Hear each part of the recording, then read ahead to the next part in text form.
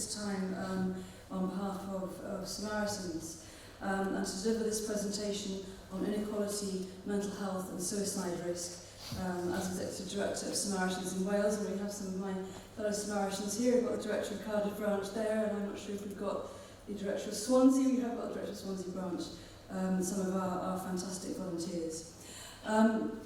Samaritans' vision is that fewer people die by suicide.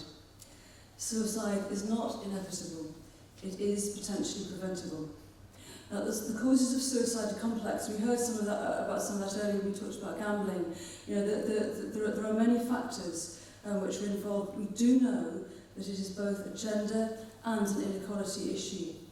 Behind every statistic, we are very, very well aware that there is an individual, a family and a community who are left devastated by their loss. And I think it's an unusual room of this size where there aren't a number of people who actually do have some kind of personal connection. So we always need to recognise that. Every suicide creates ripples around it which last for a very long time.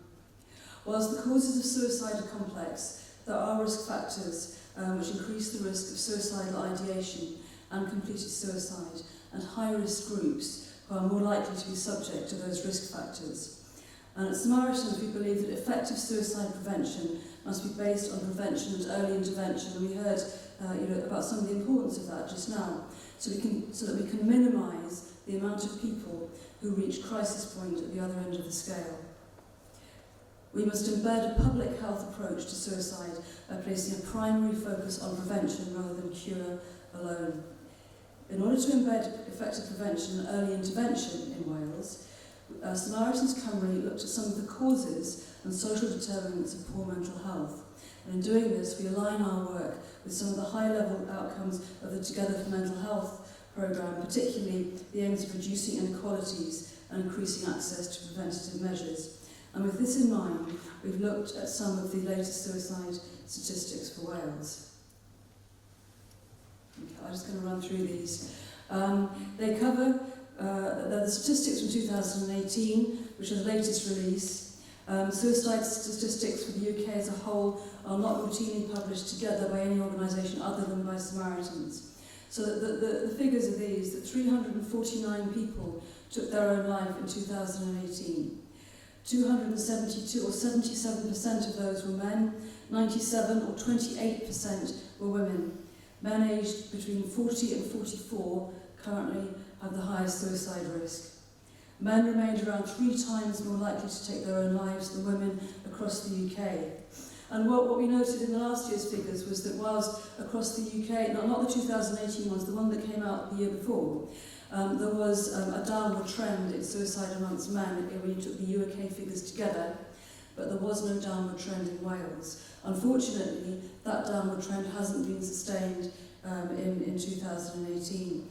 Middle-aged men are still at greatest risk of suicide overall.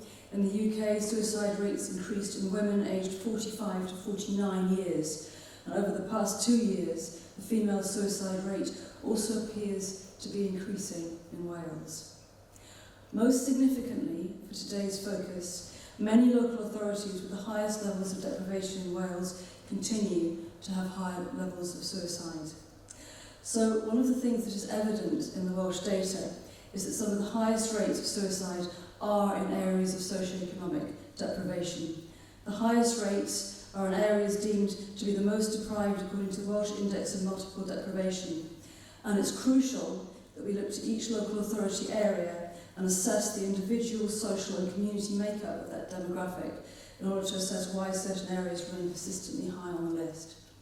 There is now an overwhelming evidence of a strong connection between disadvantage and suicidal behaviour.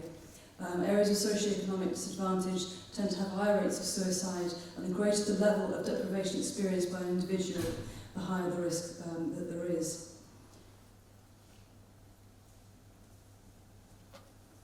So,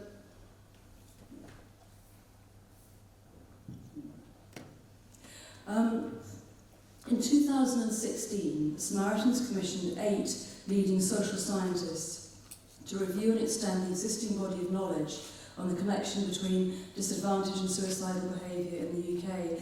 We published these key findings along with a set of recommendations in our 2018 report, Socioeconomic Disadvantage and Suicidal Behaviour, Finding a Way Forward for Wales. All these are available online. You just need to Google them and you'll find them on our website. But I think these recommendations are particularly important and they are applicable to anywhere really.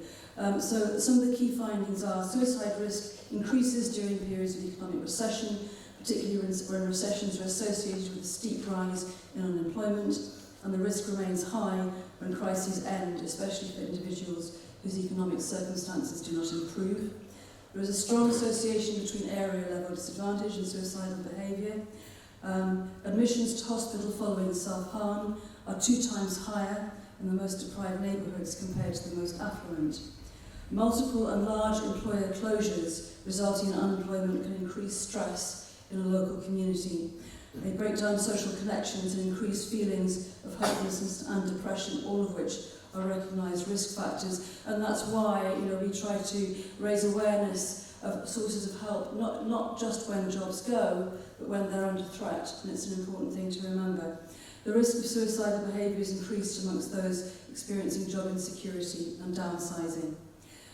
The experience of being declared bankrupt, losing one's home, not being able to repay debts to family and friends is not only stressful, but can also feel humiliating. And that, again, is linked to increased risk. And then there are negative life events such as adversity, relationship breakdown, social isolation or stigma, emotional distress or poor mental health. And I think you can sort of see the link there. There's a kind of negative cycle that we're talking about where being in difficult economic circumstances increases the risk of a lot of these things. And also, if you add to that socioeconomically disadvantaged individuals are less likely to seek help for mental health problems. And we heard something about that earlier, than people who are perhaps more affluent and more likely to be referred to specialist mental health services. So we need to increase help seeking. Samaritans is doing some work on that. But in terms of what can we do, I'm just going to run through some of the recommendations in the report that we set out for Wales and what we can do about mitigating the impact of disadvantage on individuals. So one of the key ones is doing things to tackle the impact of adverse childhood experiences. And we heard about those earlier. These are traumatic experiences that occur before the age of 18 and they're remembered throughout adulthood. They increase the likelihood of health-harming behaviours in adulthood. And were raised consistently throughout the round table that we had to discuss what we might do. So we need to see this not as predictive necessarily, but as something which tells us that we need to intervene. And I think breaking the cycle is the key question. So one of the things that we have done most recently is to produce a report on exclusion from school in Wales, because one of the lifelong impacts of that is lifelong disadvantage. It's linked to young people being out of their only community. And I think one of the big issues here is loneliness and lack of a sense of belonging. And when a young person is excluded from their school, they can be outside not only their only community, but also the only stable place that they actually have. And there's a lot of evidence around that. And so I think what we've done is to present the evidence, and we've received an awful lot of interest from head teachers, from schools who are involved in creating the original report, but also from people who are involved in the criminal justice system, because a lot of those young people do end up in that system, sadly. So anything that we can do and can learn from schools which are able to keep young people in them or held in some way, so much the better. So I think there's been a tremendous amount of interest in that piece of work that we've just done. So community groups and outreach are perform prevention and early intervention. It's great to hear about Bridgend, about the commitment and understanding around the importance of community and connection. Loneliness and isolation can have a serious impact on physical and mental health, and they are another risk factor for suicide and suicidal behaviour.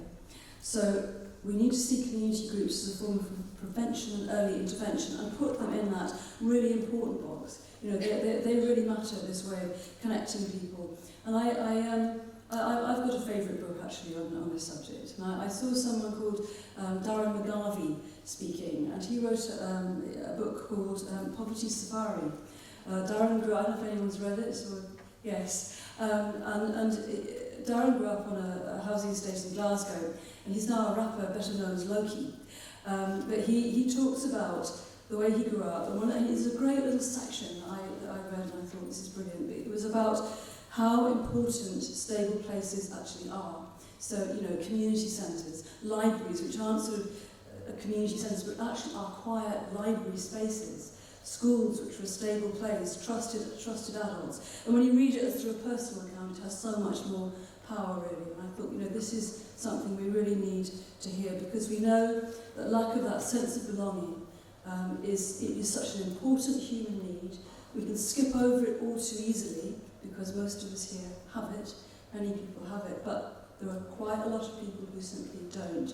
And there are other people who are in great danger of not having it, and everything we can do in public policy terms and over anything that we have control of to address that, we really can and should do.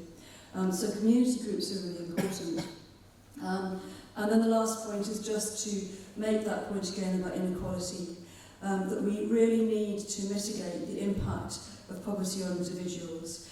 And so everything that we do to try to address that is of great significance. We've called for an anti-poverty strategy for Wales because we think it's so important in connecting up the different things that people can do. And one of the things that our research found was that, you know, well-targeted programmes that keep people engaged in meaningful activity when they lose their jobs, which are not stigmatising and which are not token, are really beneficial and can help to reduce suicide rates. So, you know, there are things that we need to be aware of, there are things that we need to do to keep people, or to draw people into a sense of community. And just lastly, on the question of compassion, because, you know, I know we talked about a lot of big picture and small picture things today, you know, and you can feel powerless in your own place of work sometimes. When you know, do you have to change everything? Can you just change a bit? That when you've got the system and you've got the handle on top of it and it's really heavy, to change it. But one of the things that we did do was to produce something we called our Working with Compassion Toolkit, which some of you might have seen, but it's really it's guidance for dealing compassionately with people in distress, be that your colleagues, be that people you encounter in the course of your work, and very important to be compassionate to yourself as well. So it's trying to give people some tools that they can respond to, because one of the things people said to us is that when people encounter services, the compassionate response that they receive is critical to how they feel about themselves and how they feel about going back and seeking help again. So that response is really important. It is something that frontline staff do have some power over. And our toolkit is out there. It's got our listening tips in there. And they're built on, of course, the understanding of the values of Samaritan service itself, which is a listening service, when we provide our listening service. And it is about hearing without judging. It is about making people feel that they have been heard, that they do matter, about making time. So, you know, some of this is the big picture stuff. Some of this is doing things which are very direct, very practical, and make a very immediate difference. Thank you very much. I haven't overrun my time, otherwise my time hasn't gone. So what we're going to do now is just have a short Q&A session before you all head off. Thank you.